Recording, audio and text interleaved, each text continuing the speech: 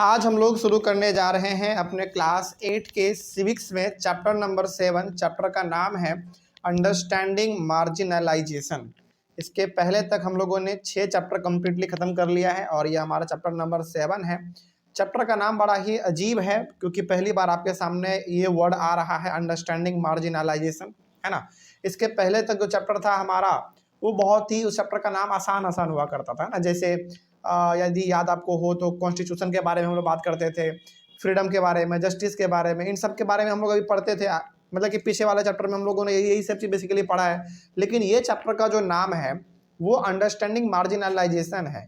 पहली बार तो आप इसको सुनोगे ना तो समझ नहीं पाओगे कि आखिर ये किस बारे में है, लेकिन हम लोग कुछ इसके अंदर डिटेल में डिस्कस करने वाले हैं, तब जाकर आप इसको समझ पाएंगे कि आखिर मार्जिनलाइजेशन इस चैप्टर का नाम क्यों रखा गया है और मार्जिनलाइजेशन का मतलब होता क्या है। ठीक है, तो शुरू करते हैं हम लोग यहीं से। तो चैप्टर आपका 7 नंबर है सिविक्स क्लास 8 से शुरू करते हैं। देखो, ये जो मार्जिनलाइजेशन है ना, ये मतलब ये ऐसा वर्ड है जो कि हमको लगता है शायद आप पहली बार सुन रहे होंगे, पहली बार आप सुन रहे होंगे। और इसका मतलब ना थोड़ा सा मतलब डीप मीनिंग है इसका, थोड़ा सा आपको समझना पड़ेगा गहराई से। समझिए पहले होता क्या इसका मतलब। आप मार्जिनलाइजेशन बोलो या फिर मार्जिनलाइज्ड बोलो, दोनों का मतलब लगभग सेम होता है। तो हम लोग देखते हैं क्या लिखा हुआ है। इसमें लिखा हुआ है ग्रुप्स और communities that have a low social status and are disincluded from the process of decision making and deprived of the benefits of development are called marginalized, या फिर आप यहाँ पे are called marginalization भी लिख सकते हैं। ठीक है, अब इसका मतलब हुआ क्या, थोड़ा सा पहले आप ये समझो। मार्जिनलाइजेशन का मतलब होता है कि ग्रुप ऑफ पीपल या फिर एक कम्युनिटी या फिर एक सोसाइटी जहाँ पे इस प्रकार के लोग रहते हैं जिनका स्टेटस बहुत ही लो है। समझिएगा, बहुत ध्यान से समझिए क्योंकि इसी चीज़ के ऊपर आपका ये पूरा चैप्टर है। तो मार्जिनलाइजेशन का मतलब होता है कि एक ग्रुप ऑफ पीपल या फिर एक मोहल्ला या फिर एक कम्युनिटी या फिर एक सोसाइटी, जो भी आप बोल लीजिए, जिसका स्टेटस बहुत ही लो है। इसका मतलब हो गया कि वो ना ही पढ़े लिखे हैं, ना ही देखने में उतना सुंदर है, ना ही पढ़े लिखे हैं, ना ही देखने में उतना सुंदर है, ना ही उनका घर अच्छा है, ना ही उनके घर के आगे सड़क अच्छा है, ना ही उनके पास उतना ज़्यादा पैसा है। तो बेसिकली वैसे लोग जिनका सोशल स्टेटस क्या है, बहुत ही लो है, बहुत ही कम है, और जो भी डिसीजन लिया जाता है हमारे कंट्री के अंदर उनको नहीं पूछा जाता, यानी कि उनको बाहर रखते हैं लोग। बात समझ में आ रही है। और जिनको डेवलपमेंट का उतना बेनिफिट भी नहीं मिलता, कहने का मतलब हो गया कि उनको कोई भी प्रोग्राम का बेनिफिट भी नहीं मिलता। इस प्रकार के सिचुएशन को ही हम लोग कहते हैं मार्जिनलाइजेशन। तो यदि आपसे कोई चलते फुरते पूछ दे कि बताइए मार्जिनलाइजेशन का मतलब क्या समझते हैं, तो इसका सिंपल सा मतलब आप बताइएगा कि ऐसे लोग, सिंपल सा याद रखिएगा, ठीक है, बहुत ही लंबा इसमें नहीं जाना है आपको।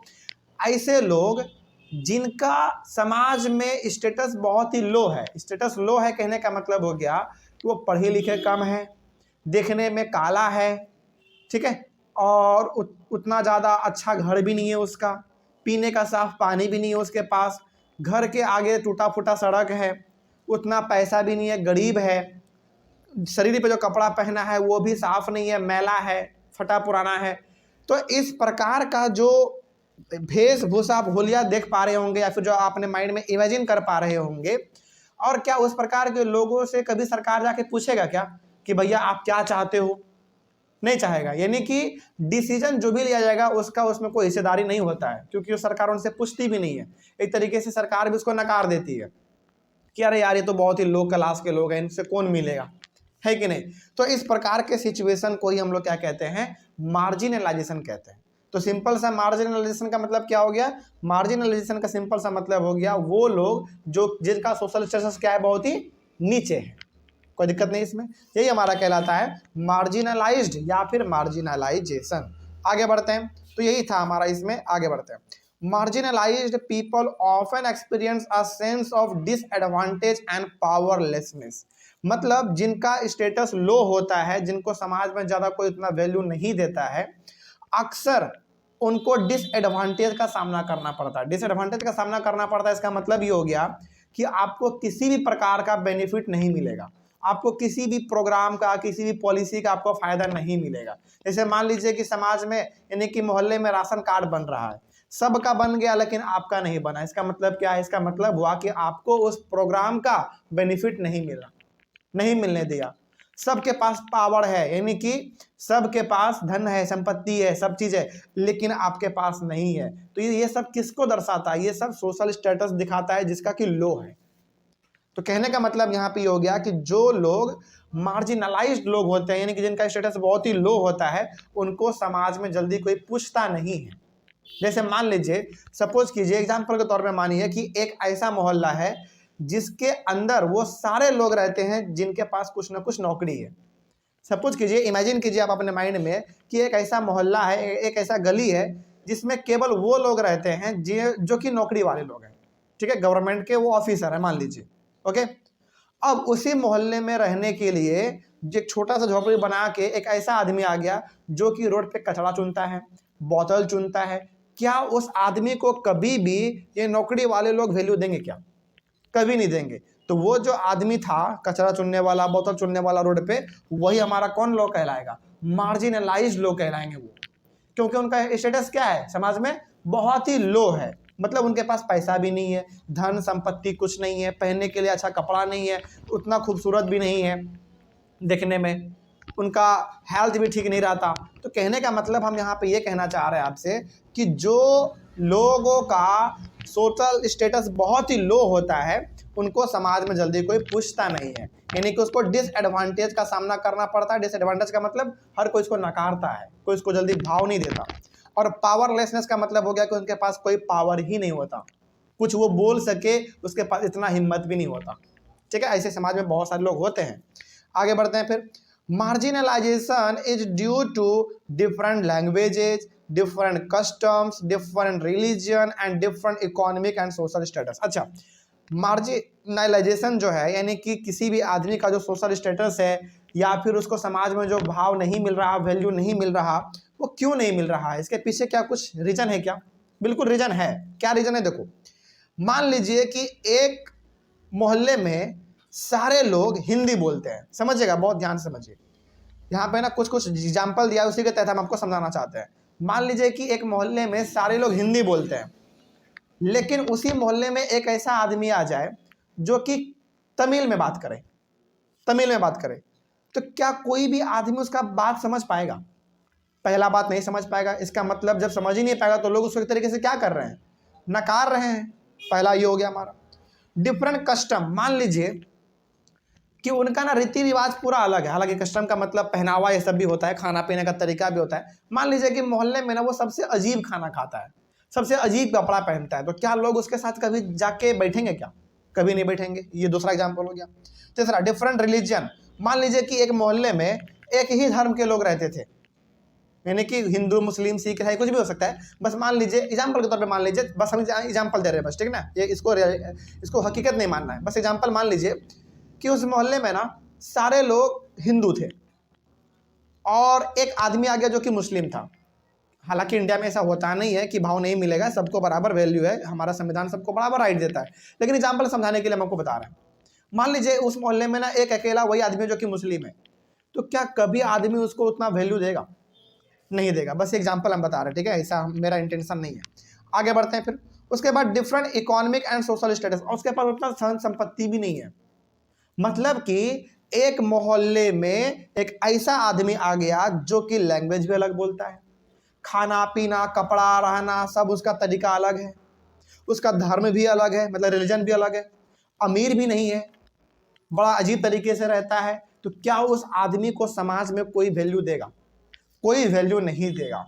यही हमारा कहलाता है मार्जिनलाइजेशन। अच्छा, ये जो मार्जिनलाइजेशन है यानी कि जो एक तरीके से भेदभाव का जो समस्या है वो इन्हीं सब चीज़ों की वजह से होता है, ठीक है। जैसे आप एग्जाम्पल के तौर पे आप चले जाओ साउथ इंडिया वाले स्टेट में, जैसे आप चले जाओ तमिलनाडु, केरल, वहाँ पे ना इंग्लिश लोग ज़्यादा बोलते हैं। तो यदि हम बिहार से उठकर वहाँ पे चले जाएं और हम वहाँ पे अपने भाषा में बात करें उनके सामने में, तो वो लोगों को लगेगा कि ना ये बहुत ही लो क्लास का लोग है, ये हिंदी बोलता है, इंग्लिश इसको नहीं आता। बात समझ में आ रही है? तो यहीं पे क्या शुरू हो जाता है? यहीं पे हमारा भेदभाव शुरू हो जाता है। तो मार्जिनलाइजेशन या फिर मार्जिनलाइज्ड का मतलब हो गया कि आपको बहुत ही नीचा समझा जाएगा, यानी कि आप उसके बराबर के लेवल पे नहीं हैं, आप उससे नीचे हैं, ऐसा समझा जाता है इसमें। ठीक है, खैर आगे बढ़ते हैं। Marginalisation results in having a low social status. अच्छा, ये जो भेदभाव का तरीका है कि भाई ये अलग लैंग्वेज बोलता है, ये अलग चीज करता है, ये क्यों हो रहा है बताइए? सोशल स्टेटस लो होने की वजह से हो रहा है। यदि उस आदमी का सोशल स्टेटस अच्छा रहता, यानी कि लैंग्वेज भी वो अच्छा बोलता, कपड़ा भी अच्छा पहनता, खाना भी अच्छा खाता, अच्छे घर में रहता, अच्छे गाड़ी से चलता, तो क्या उसके साथ भेदभाव कभी होगा? कभी नहीं होगा। तो बेसिकली यहाँ पे कहने का मतलब ये है कि marginalisation results in having a low social status and not having equal access to education and other resources.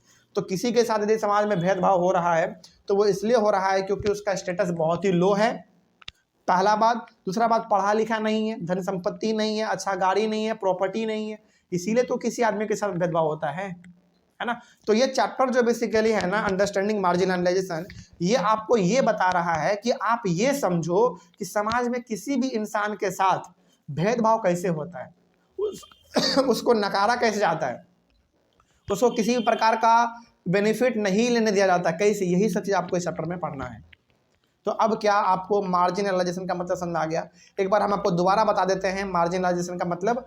Marginalisation का सिंपल सा मतलब आप ये समझिएगा, एक ऐसा स्थिति जहां पे लोगों को भाव नहीं मिलता, लोगों को उतना वैल्यू नहीं दिया जाता। अब पूछे कि वैल्यू क्यों नहीं दिया जाता, भाव क्यों नहीं दिया जाता? इसलिए नहीं दिया जाता क्योंकि वो समाज में इकलौता इंसान ऐसा होता है जो कि पढ़ा लिखा नहीं होता है।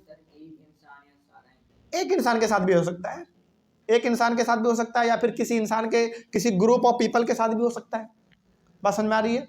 तो ये क्यों होता है मार्जिनलाइजेशन? इसलिए होता है क्योंकि वो पढ़ा लिखा नहीं होता, उसके पास कपड़े अच्छे नहीं होते हैं, गाड़ी अच्छे नहीं होते हैं, वो गोरे नहीं होते हैं, बोलने का तरीका अलग होता है, खाने पीने का तरीका अलग होता है, रहने का तरीका अलग होता है, इसीलिए उस आदमी के साथ इतना भेदभाव होता है। और इसी सिचुएशन को हम लोग क्या कहेंगे?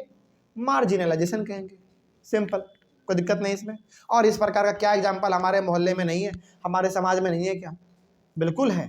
जब एग्जाम्पल के तौर पे समझिए, यदि हमारे मोहल्ले से एक कचरा चुनने वाला आदमी पार होता है जो कि बहुत ही गंदा कपड़ा पहना हुआ होता है ना, तो उसके बच्चे भी अलग ही तरीके के होते हैं, मतलब कि आदमी वो भी है, हम सबका रेस्पेक्ट कर रहे हैं, हम आपको बस समझाने के लिए बता रहे हैं, ठीक है। उनके बच्चे थोड़ा सा गंदे कपड़े पहने होते हैं, पैर में चप्पल नहीं होता, पैर काले काले होते हैं, तो उनको देखकर कोई भी आदमी क्या समझता है? कोई भी आदमी उनको देखकर यह समझता है कि यार ये लो क्लास का आदमी है।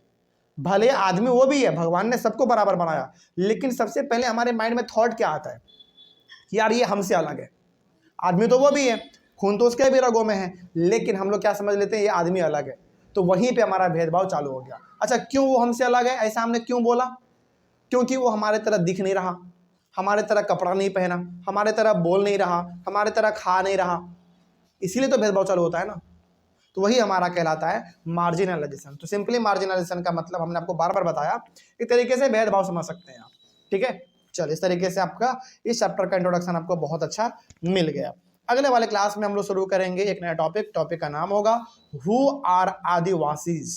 ओके, ये हम लोग अपने अगले वाले क्लास में डिस्कस करेंगे। Thank you very much.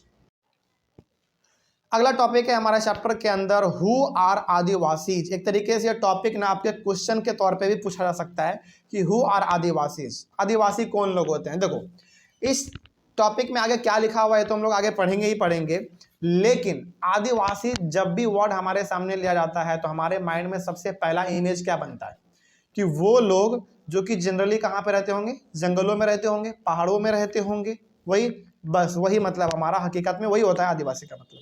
तो आदिवासी का सिंपल सा मतलब होता है वो लोग या फिर वैसे ग्रुप ऑफ पीपल जिनका रहना सहना खाना पीना हर चीज, जीवन यापन हर चीज, कमाई धमाई हर चीज मतलब जंगलों के ऊपर डिपेंड होता है, उसी को हम लोग कहते हैं आदिवासी। खैर, अब इनके बारे में क्या लिखा हुआ है देखते हैं। The term adivasis means original inhabitants of forest. आदिवासी का मतलब होता है इंग्लिश में ओरिजिनल इनहेबिटेंट्स ऑफ फॉरेस्ट, मतलब कि जंगल का असली निवासी, मतलब जंगल का असली हकदार, जंगल का असली मालिक, जंगल का असली रहने वाला आदमी, जो भी आप बोल रहे हो सब सही है। मतलब जंगल में जिनका मतलब जंगल में जिनका अपना घर हो, जंगल पे जो डिपेंड करता हो, जंगल से जो कमाता हो, जंगल में जो अपना घर परिवार लेकर रहता हो, उसी को हम लोग कहते हैं आदिवासी। ठीक है, इसका इंग्लिश मीनिंग देखें तो इसका आदिवासी का मतलब होता है ओरिजिनल इनहेबिटेंट्स ऑफ फॉरेस्ट, मतलब कि जो जंगल का एकदम खास वहां का रहने वाला आदमी है। ठीक है, आगे बढ़ते हैं। Around 8% of India's population is adivasi. Bharat का 8% पॉपुलेशन क्या है? आदिवासी है, जो कि अपना जीवन यापन पूरी तरीके से जंगलों से चलाते हैं। ठीक है, लेकिन यहाँ पे अब आप ये मत समझना कि सारे आदिवासी जंगलों में रहते हैं, नहीं। कुछ आदिवासी हमारे इंडिया में ऐसे भी हैं जिन्होंने मेहनत किया, पढ़ाई किया और अच्छे अच्छे पोस्ट पे भी वो लोग आज हैं। एक लाइव एग्जाम्पल तो हम खुद दे सकते हैं। मेरा एक दोस्त है, उनका नाम है साइमन मुर्मू और सुबोध मुर्मू, मतलब दोनों भाई हैं। ठीक है, और ये जो मुर्मू आप नाम देख रहे हो ना, सुबोध मुर्मू, साइमन मुर्मू, ये आदिवासी का एक तरीके से, जैसे हम लोग लगाते हैं ना, जैसे मेरा नाम प्रिंस कुमार है, लास्ट में आपने कुमार लगाया सरनेम, उसी प्रकार से उनका मुर्मू होता है। तो वो मेरा दोस्त है, दोनों भाई है और बहुत अच्छा दोस्त है मेरा, सुबोध मुर्मू और साइमन मुर्मू नाम है उनका बेसिकली। तो ये उनके पिताजी जो है ना बेसिकली आदिवासी हैं, लेकिन उनके पिताजी का जो जॉब है वो आज बिहार सरकार के अंदर में है। मतलब कि आपको पता है यहाँ पे सीएम हाउस है, सीएम हाउस के बगल में एक कोई जज का घर है शायद वहाँ पे, तो उन्हीं के जज के घर में ये एक तरीके से गवर्नमेंट के तरफ से है, ये चपरासी हैं वो। और गवर्नमेंट का चपरासी भी कम नहीं होता, बहुत बड़ा होता है, मतलब उनका पूरा जो सैलरी है वो गवर्नमेंट की तरफ से आता है। जब वो रिटायर हो जाएंगे तो पेंशन भी गवर्नमेंट की तरफ से आएगा। तो कहने का मतलब मेरा यहाँ पे ये है कि अब आप अपने माइंड में ये मत बैठा लेना कि आदिवासी सारे लोग जंगल में रहते, नहीं। हाँ, मोस्ट ऑफ द आदिवासी अभी भी जंगलों में हैं, ये आपको मानना पड़ेगा, लेकिन कुछ आदिवासी लोग ऐसे भी हैं जिन्होंने मेहनत किया, पढ़ाई किया और अच्छे अच्छे पोस्ट पे भी आज वो लोग हैं।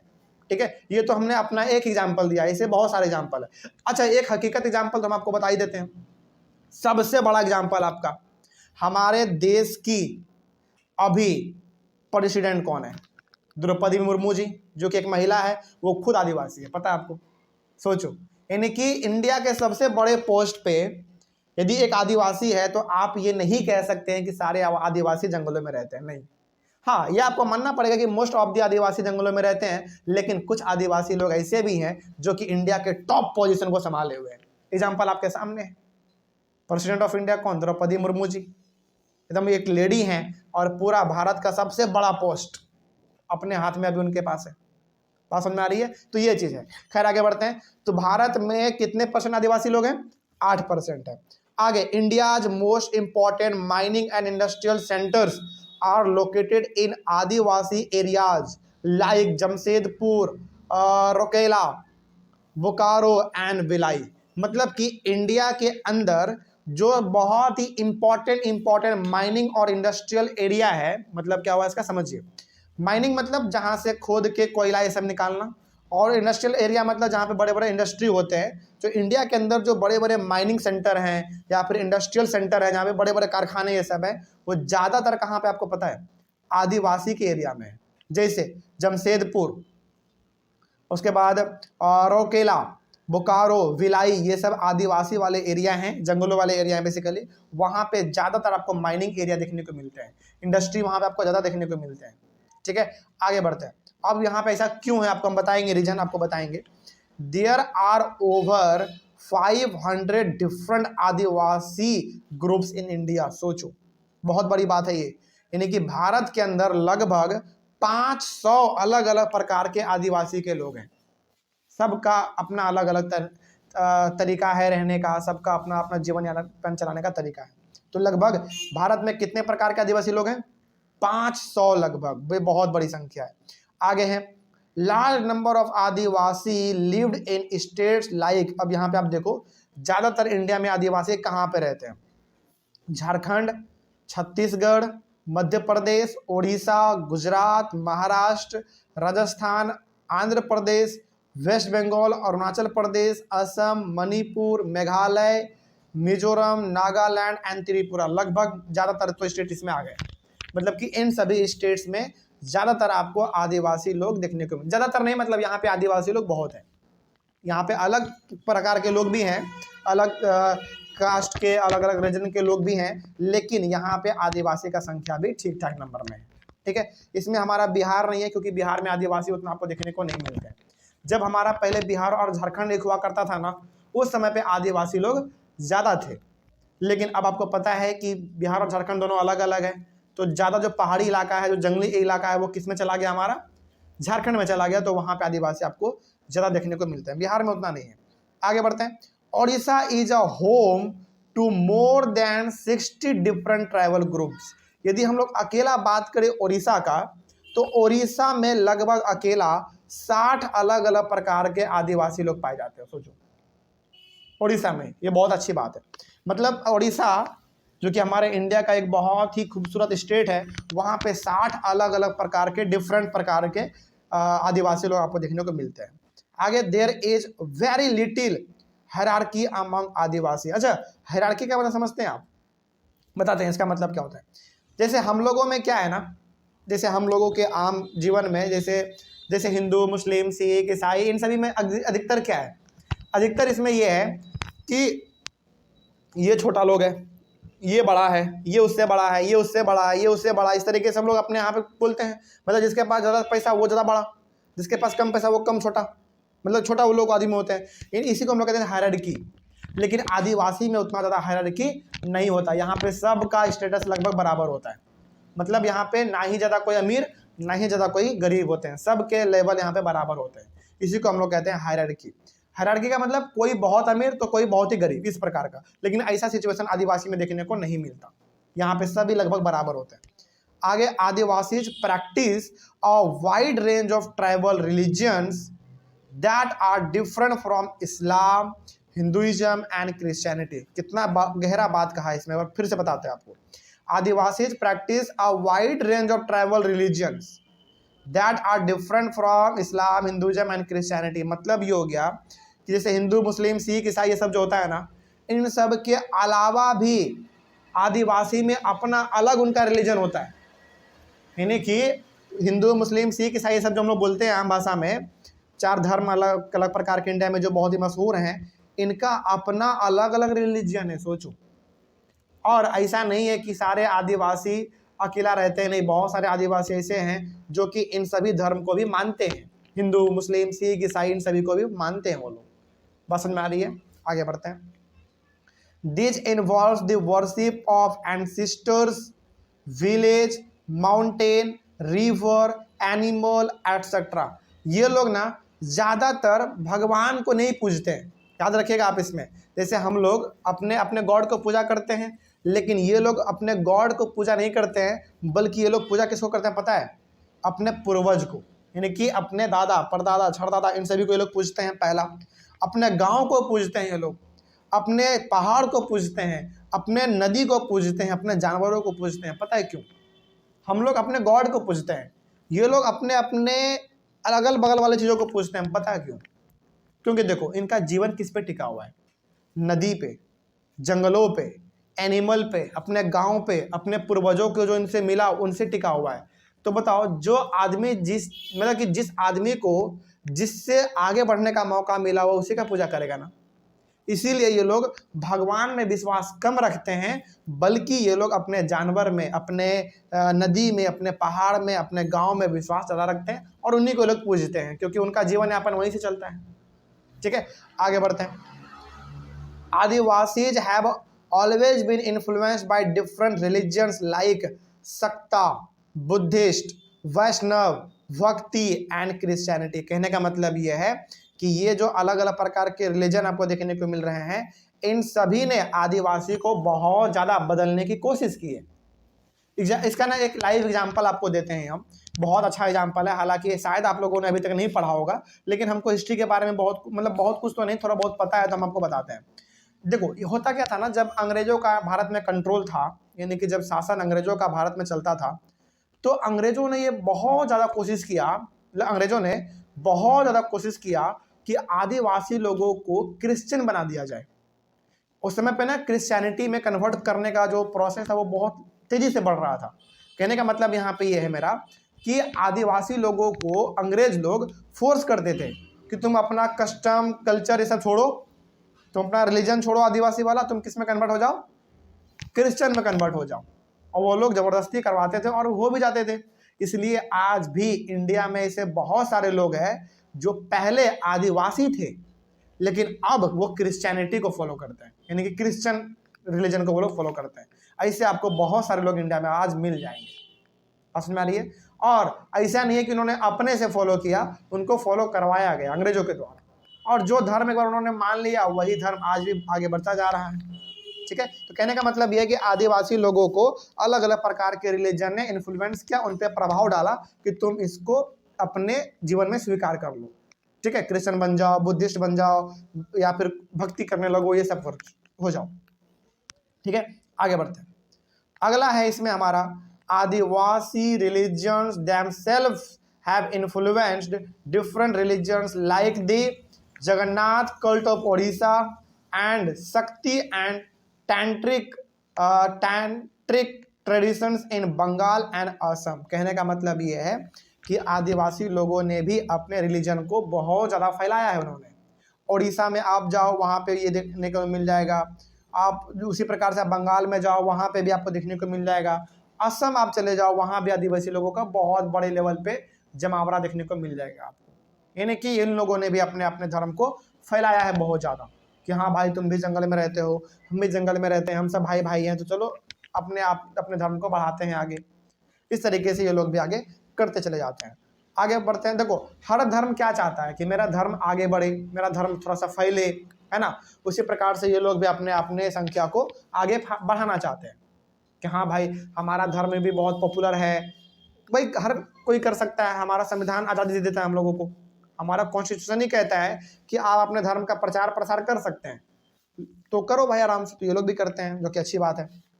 आगे, during 19th century large number of adivasi converted to Christianity. देखो वही बात है जो हमने कहा ना अभी आपको तो कुछ देर पहले, कि हालांकि इसमें तो बहुत कम लिखा गया है, आपके बुक में एक ही लाइन में लिख के काम चला दिया, लेकिन हिस्ट्री में ना बहुत इसके बारे में बात किया गया है। बड़े बड़े क्लास के हिस्ट्री में आपको ये चीज़ देखने को मिलेगा।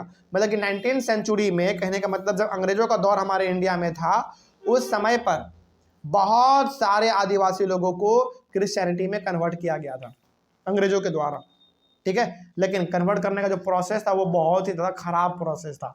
मार पीट के डरा धमका के लोगों को क्रिश्चियनिटी में कन्वर्ट करवा देते थे।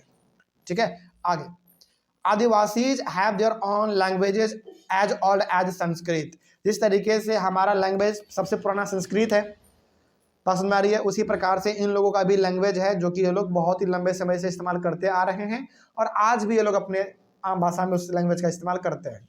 ठीक है, यानी कि जैसे संस्कृत हमारा लैंग्वेज पुराना है, इसी प्रकार से इन लोगों का लैंग्वेज भी पुराना ये सब है लैंग्वेज, ये लोग आज भी इस्तेमाल करते हैं। आगे, large number of Adivasi speaks Santhali language. एक हमारा लैंग्वेज है संथाली, उसको हम लोग कहते हैं।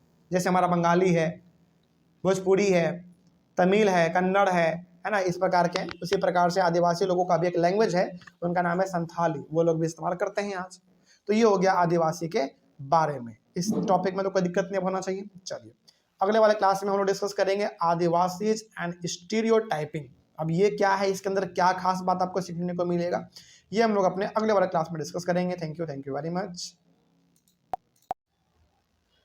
नेक्स्ट टॉपिक है चैप्टर के अंदर हमारा आदिवासीज एंड स्टीरियोटाइपिंग। इस टॉपिक में बेसिकली हम लोग ये देखने वाले हैं कि आदिवासी, जब भी हम लोग एक वर्ड सुनते हैं तो हमारे माइंड में किस प्रकार का सबसे पहले ख्याल आता है। बात सुन रही है, मतलब स्टीरियोटाइपिंग का मतलब क्या होता है, हमारा पुराना सोच जो कि बहुत ही गलत सोच है। आदिवासी का मतलब तो आपको पता चल रहा है कि मतलब हम किसी एक कम्युनिटी के बारे में बात करने जा रहे हैं जो कि इंडिया के अंदर है, 8% है, आपको पता चला पिछले वाले क्लास में। स्टीरियोटाइपिंग का मतलब होता है एक ऐसा सोच जो कि बहुत ही पुराना सोच है, उसको बदलने की जरूरत है। तो देखते हैं कि आखिर आदिवासी के बारे में हमारा क्या सोच है। खैर देखते हैं इसके अंदर क्या लिखा हुआ है। सबसे पहला पॉइंट है, we usually show adivasi communities in colourful costumes, head gear and through their dancing. अच्छा देखो, जब भी हम लोग आदिवासी एक वर्ड सुनते हैं तो हमारे माइंड में सबसे पहला क्या आता है इमेज, कलरफुल कॉस्ट्यूम, मतलब कि कपड़ा जो होगा वो थोड़ा सा ज़्यादा चमकदार टाइप का होगा, रंग बिरंगा वो लोग ज़्यादा पहनते हैं कपड़ा। हेड गियर, ऊपर सर पे एक टोपी होगा जो कि अक्सर वो लोग लगाते हैं अपना। और बेसिकली डांसिंग के तौर पे वो लोग आदिवासी लोग ना एक से एक डांसिंग भी जानते हैं और उनका डांस बिल्कुल हम लोगों के डांस से अलग होता है। तो कहने का मतलब ये हो गया कि जब भी हम लोग आदिवासी का वर्ड्स मतलब कि आदिवासी एक वर्ड सुनते हैं तो हमारे माइंड में जो उनका एक इमेज बनता है वो इसी प्रकार का बनता है कि नहीं? एकदम चमकदार कपड़ा, ऊपर एक टोपी सर पे, डांस करता हुआ, इस प्रकार का बनता है। लेकिन क्या ये हकीकत है? क्या हर बार हम लोग इसी प्रकार से आदिवासी को शो करते हैं? क्या रियलिटी ये है? नहीं, रियलिटी तो ये है कि इससे कई ज्यादा बढ़कर वो लोग रहते हैं। मतलब कि उनका भी जो तरीका रहने का है वो हम लोगों से कम नहीं है। वो लोग भी अपने जीवन को बहुत ही एंजॉय करते हैं। खैर आगे बढ़ते हैं, क्या लिखा हुआ है?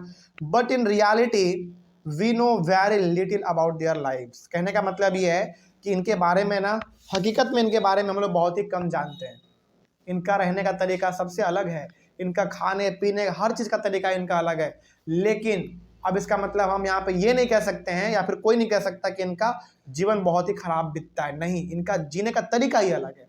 हर छोटे चीज में ये लोग खुशी खोज लेते हैं, तो अच्छी बात है ना बेसिकली। और सबसे बड़ी बात तो ये लोग नेचर के बीच में रहते हैं, तो इनसे बड़ी बात क्या हो सकती है कि नहीं? आगे बढ़ते हैं। Also we usually show adivasi communities as primitive and backward, but this is not the reality. और दूसरी बात यहाँ पे ये भी कही गई है कि आदिवासी को अक्सर हम लोग क्या समझ लेते हैं? प्रिमिटिव। प्रिमिटिव मतलब बिल्कुल एकदम पुराने लोग, जिनका एकदम विचार बिल्कुल भी अलग होता है, एकदम पूरा बैकवर्ड पिछड़ा लोग, जिनको कि पढ़ना लिखना कुछ नहीं आता है। लेकिन क्या यह हकीकत है? बिल्कुल नहीं। आज हर आदिवासी मॉडर्न हो चुका है, वो पढ़ना भी जानते हैं, अच्छा कपड़ा भी पहनते हैं, खाना भी अच्छा खाते हैं, हर चीज वो लोग आज बदल चुका है। मतलब कि इनके बारे में बेसिकली हम लोगों को अपना सोच बदलने की जरूरत है। जैसा हम लोग सोच लेते हैं वैसा जनरली होता नहीं है, बहुत ही अच्छे ये लोग होते हैं। ठीक है, आगे बढ़ते हैं। और हाँ, सबसे बड़ी बात, इनका जो नेचर होता है ना, वाकई कमाल का होता है। मतलब इतना बढ़िया नेचर, मतलब कमाल का नेचर, क्या बोला जाए इसके बारे में। जैसे हमने आपको एग्जांपल दिया था कि मेरा एक दोस्त है जो कि आदिवासी है, सैमन मुर्मू और सुबोध मुर्मू, उसके घर कभी हम लोगों को जाने का मौका मिलता है तो इतना बढ़िया बिहेवियर उन लोगों का होता है। जैसे होता है ना कि मेहमान का स्वागत करना, इस तरीके से वो लोग स्वागत करते हैं कि हाँ आइए बैठिए, तुरंत वो लोग एक नया चादर बिछा देंगे आपके लिए, आके बैठ। और पता है मतलब उनके यहाँ पे हम गए हुए हैं, मेरा दोस्त आदिवासी जो है उनके यहाँ पे हम गए हुए हैं, तो उनका कल्चर इतना बढ़िया है उन लोगों का कि जैसे हम लोग जाते हैं ना, तो मतलब उनके घर में हर चीज आपको एकदम अलग तरीके से डिजाइन किया हुआ दिखेगा। सब चीज एकदम डिजाइन किया हुआ, हर जो चीज जहाँ पे होना चाहिए वो चीज आपको वहां पे दिखेगा एकदम। मतलब होता है ना एक तरीके से घर को दुल्हन की तरह बना के रखना, इस तरीके से वो लोग रखते हैं। साफ सुथरा जगहों में वो लोग बहुत विश्वास करते हैं, क्योंकि उनका मानना है साफ सफाई में ही भगवान वास करते हैं। हालांकि जल्दी वो लोग भगवान में विश्वास करते नहीं है, क्योंकि वो लोग ज्यादातर पहाड़ों को पूजते हैं, आग को पूजते हैं। लेकिन कुछ आदिवासी ऐसे भी है जो भगवान को भी मानते हैं, तो उनके घर में मूर्ति भी लगा हुआ है अलग अलग प्रकार के गॉड का। बात समझ में आ रही है?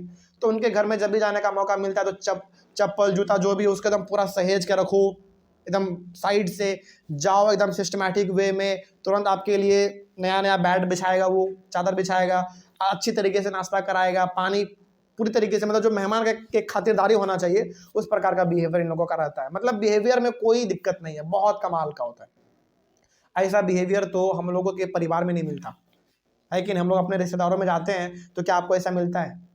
मिलता होगा, कहीं कहीं पे मिलता होगा, नो डाउट, लेकिन बहुत ही बेहतर बिहेवियर इन लोगों का रहता है। ठीक है, आगे बढ़ते हैं। मतलब कहने का मतलब यहाँ पे इस टॉपिक में ये है कि जो हम लोग आदिवासी के बारे में सोच लेते हैं वो बहुत ही कम सोचना हमारा है, बल्कि उनका जीवन इन लोगों का और उससे बेहतर होता है।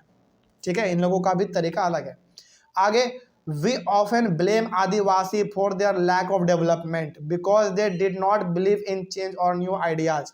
देखो, अक्सर लोगों का ना ये एक मानसिकता बना हुआ है कि आदिवासी लोग एजुकेशन नहीं चाहते हैं, वो लोग तरक्की नहीं चाहते हैं। ये गलत बात है। आप उनको पढ़ाओ ना, वो भी पढ़ेंगे, पढ़ाने वाला चाहिए ना।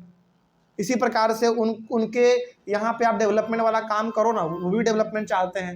मतलब ये हम लोगों का सोच बना हुआ है कि आदिवासी पढ़ना नहीं चाहते हैं, तरक्की नहीं देखना चाहते हैं। बिल्कुल गलत सोच है। वो लोग भी तरक्की चाहते हैं, वो लोग भी पढ़ना चाहते हैं, बस पढ़ाने वाला चाहिए, तरक्की करने वाला चाहिए। तो बेसिकली एक शब्दों में क्या कहा जाए, एक शब्दों में ये, एक लाइन में ये कहा जा सकता है कि आदिवासी लोगों के बारे में बहुत कम जानते हैं हम लोग, और जो भी जानते हैं वो गलत जानते हैं। बात समझ में आ रही है? तो ये इन लोगों का जीने का तरीका बिल्कुल अलग होता है हम लोगों के जैसे ही ये लोग आदमी है, ये कहीं एलियन नहीं है कि कहीं और से आगे उठ के, बिल्कुल भी नहीं, हम ही लोग की तरह है। ठीक है, तो इनको ट्रीट भी हम लोग अपने तरह ही करेंगे तो ज़्यादा बेहतर रहेगा। तो ये हो गया आदिवासी और उनके बारे में जो हम लोगों के अंदर सोच है। ठीक है, खैर आगे बढ़ते हैं। अगला टॉपिक है हमारा आदिवासी एंड डेवलपमेंट। अब देखो कि आदिवासी और तरक्की यानी कि विकास का क्या नाता है। देखते हैं इसमें क्या लिखा हुआ है। Forest covered the major part of our country till the 19th century, यानी कि 19th सेंचुरी तक हमारे इंडिया में जो जंगल थे ना वो बहुत ही बड़े लेवल पे थे। फिर सवाल है कि सर 19th सेंचुरी के बाद फिर क्या हुआ। 19th सेंचुरी के बाद ये हुआ कि अंग्रेजों ने पूरे भारत में बड़े लेवल पर पेड़ पौधे काटने शुरू कर दिए, क्योंकि उनको क्या बनाना था, रेलगाड़ी बनाना था, रेलवे का पटरी बिछाना था, लकड़ी काट के बड़े बड़े जहाज बनाने थे उनको पानी पे चलने वाले। तो कहने का मतलब यह है कि 19th सेंचुरी तक हमारे इंडिया में जंगलों का संख्या बहुत बड़ा हुआ करता था। ठीक है, खैर आगे देखते हैं क्या हुआ फिर उसके बाद। Adivasi had a deep knowledge of access of forest as well as control over most of these forest. और उस समय तक हमारे इंडिया में जो अधिकतर जंगल थे उन पे कंट्रोल किसका होता था, आदिवासी लोगों का होता था, क्योंकि उनका जीवन यापन उसी पे चलता था। और पता है जितना बेहतर तरीके से आदिवासी लोग जंगल को जानते हैं उतना बेहतर तरीके से आज कोई नहीं जानता, आज भी नहीं और पहले भी नहीं। क्योंकि देखो आप जिस चीज में ज्यादा काम करोगे ना आप उसका बादशाह बन जाओगे, माहिर बन जाओगे। तो इन लोगों का घर ही पूरा जंगल होता है। तो बताओ क्या जंगलों के बारे में इनको अच्छी तरीके से याद नहीं होगा क्या? मतलब आप जंगल में घुसो भुला जाओगे आप, लेकिन ये लोग जंगल से कहीं भी चले जाए जंगल के अंदर अंदर ये लोग कभी भुलाते नहीं है। एक चप्पा चप्पा मालूम होता है इनको जंगल में कहाँ पे क्या होता है, कहाँ पे क्या है, कौन से पेड़ में क्या फल होगा, कौन से पेड़ के कौन से भाग को खा सकते हैं, किसको नहीं खा सकते हैं, कौन से पेड़ को दवाई के तौर पे इस्तेमाल किया जा सकता है, कौन से पेड़ को खाने के लिए इस्तेमाल किया जा सकता है, ये सब पता है इन लोगों को। जैसे मान लीजिए हम लोगों को जंगल में छोड़ दे और बोले कि इसमें से ना तुम वो पौधा ढूंढ के लाओ जो कि दवाई के तौर पे काम कर पाते हैं, हम लोग कर पाएंगे क्या? ढूंढ पाओगे? नहीं ढूंढ पाओगे। लेकिन इन लोगों को पूरा पता होता है क्योंकि इन लोगों का घर ही वो है, तो उनको पता है कहाँ पे क्या है, कैसे होता है, सब चीज़ पता है इन लोगों को। खैर आगे बढ़ते हैं। तो उस समय तक हमारे इंडिया के अधिकतर जंगलों पर कंट्रोल इन्हीं लोगों का होता था और यही लोग वहाँ पे रहते थे और हर चीज़ इनको पता था जंगल में कहाँ पे क्या है। In the pre-colonial period, they were hunter-gatherers and nomads and lived by shifting agriculture. यानी कि प्री कॉलोनियल पीरियड का मतलब क्या हो गया? प्री कॉलोनियल पीरियड का मतलब हो गया जब हमारे यहाँ पे अंग्रेजों का कंट्रोल नहीं था। तो उस समय पे ये लोग हंटर गैदरर थे, मतलब कि जंगलों में ये लोग जाते थे, जानवरों का शिकार करते थे, उसी को मार के पका के ये लोग खाते थे। और एक तरीके से ये लोग ना नोमैड भी थे। नोमैड मतलब अपने जगह को ये लोग बार बार शिफ्ट करते रहते थे, जंगल जंगल ये लोग घूमते रहते थे, एक जंगल में कभी भी ये लोग परमानेंट नहीं रहते थे।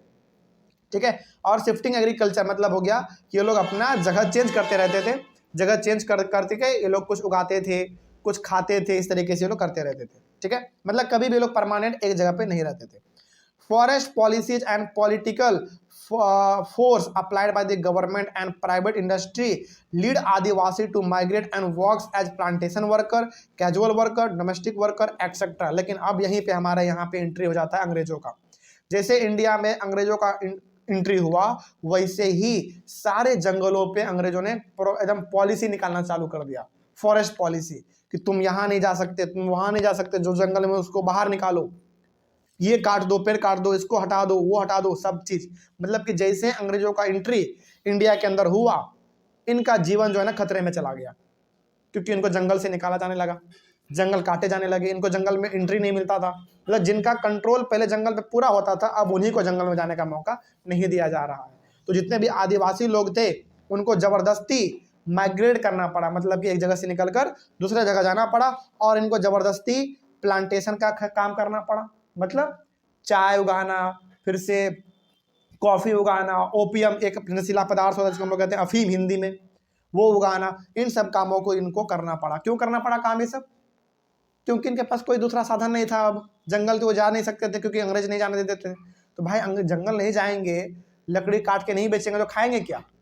इसलिए अब इनको अलग अलग चीज़ों पे काम करना पड़ा। कैजुअल वर्कर का मतलब हो गया एक तरीके से डेली वेजेस पे काम करना, सोचो, जो पहले जंगल का राजा हुआ करता था, अब वो कमा कमा के दर दर भटक भटक के अपना काम करता है और खाता है। ये सब किसके वजह से पाया? अंग्रेज की वजह से हो पाया। बहुत ही दुष्ट आदमी था। आगे, डोमेस्टिक वर्कर, मतलब कि ये लोग दूसरे के घरों में जाके भी काम करने लगे। राजा महाराजा, मतलब कि जो बड़े बड़े अंग्रेज थे, उनके घर में जाके ये लोग काम करते थे, तब इनको पैसा मिलता था और तब ये लोग अपना जीवन यापन चलाते थे। ठीक है, इस तरीके से इनका जीवन जो है ना पूरी तरीके से बर्बाद हो गया। आगे, forest lands have been cleared for timber and get land for agriculture and industry। सोचो, जिस जंगल में पहले वो लोग रहते थे, उस जंगल को साफ किया जाने लगा और वहां पे केवल एक ही प्रकार का पौधा उगाने लगा, वो लोग टिम्बर। टिम्बर मतलब वो पेड़ जो कि बड़े होते हैं और बिल्कुल सीधा पेड़ होता है, बहुत लंबा ऊंचा ऊंचा पेड़ होता है।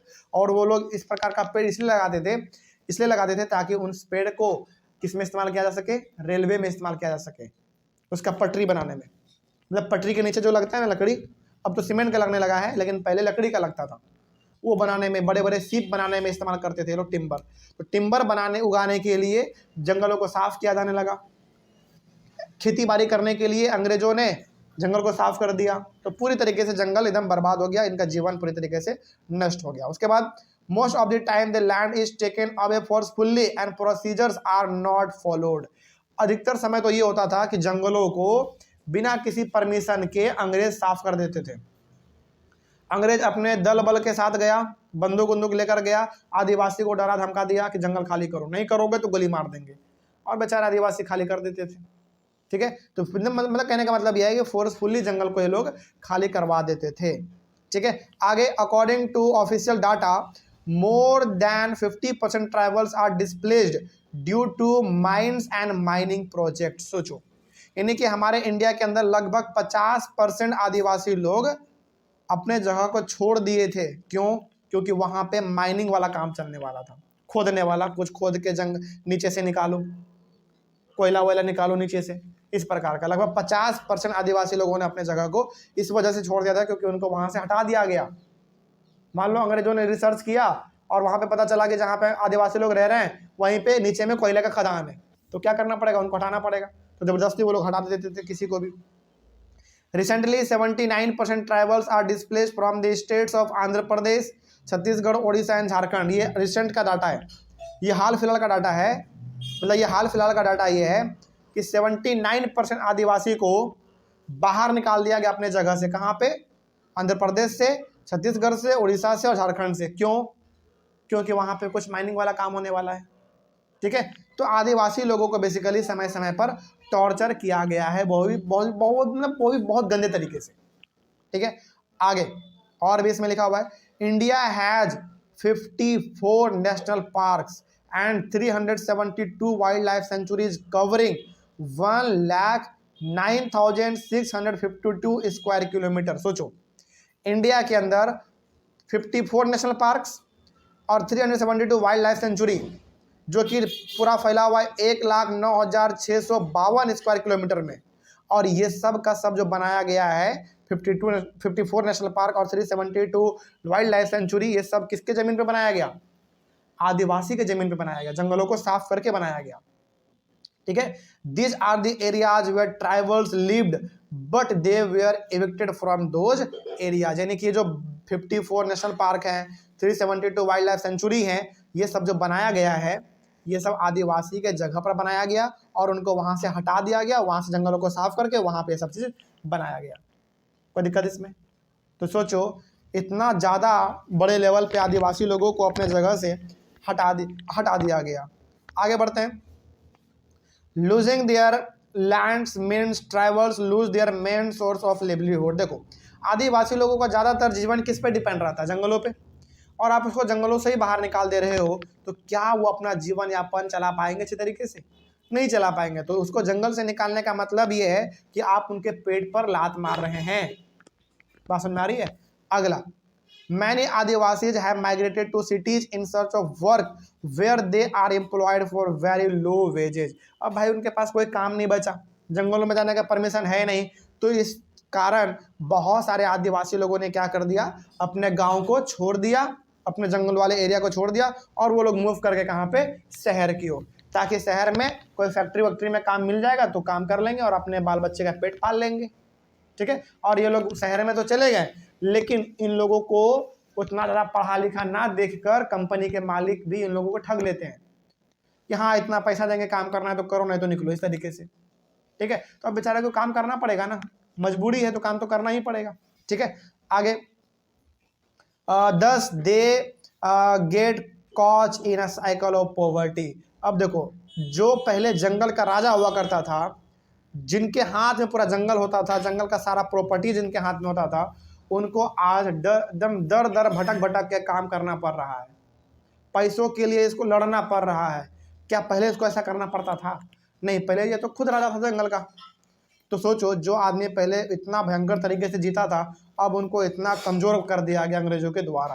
तो ये धीरे धीरे किसके तरफ, ये मतलब कि ये धीरे धीरे किधर जाने लगे? गरीबी की ओर ये लोग धीरे धीरे जाने लगे थे, यानी कि गरीबी इन लोगों को धीरे धीरे घेर रहा था। आगे 45% of the tribal groups in rural areas and 35% in urban areas live below the poverty line. मतलब ये हो गया कि 45% ट्राइब आदिवासी लोग गांव में और 35% आदिवासी लोग शहर में ऐसे हैं जो कि गरीबी में आज जी रहे हैं, मतलब कि गरीबी से भी नीचे है वो। पॉवर्टी लाइन का मतलब होगा गरीबी रेखा से भी नीचे है, मतलब गरीब से भी उनका बदतर हाल है आज।